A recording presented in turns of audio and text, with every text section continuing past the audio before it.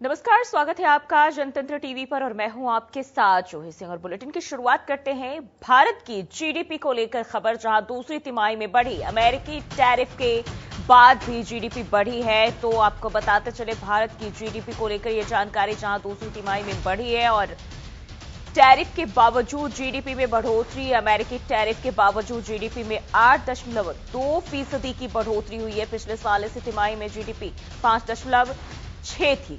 भारत की जीडीपी दूसरी तिमाही में बढ़ी है, तो एक बार फिर से बात करें तो यहां कहीं न कहीं भारत के लिए अच्छी खबर। और अमेरिकी टैरिफ के बावजूद 8.2 की बढ़ोतरी देखने को मिली है जीडीपी में। और पिछले साल इसी तिमाही में अगर हम बात करें तो 5.6 रही थी दूसरी तिमाही की जीडीपी पर। प्रधानमंत्री नरेंद्र मोदी ने पोस्ट भी किया और कहा कि सुधारों और नीतियों का असर जीडीपी पर अब दिख रहा है।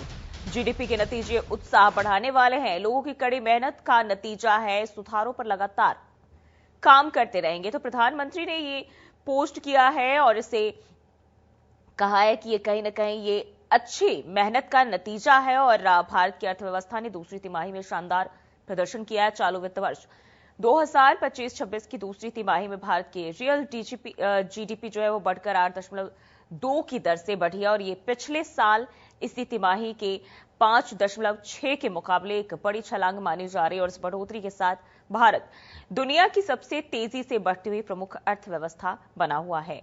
नॉमिनल जीडीपी की अगर हम बात करें तो वहां भी 8.7 की बढ़ोतरी देखी गई है और पिछले साल ये दर 5.6 रही थी।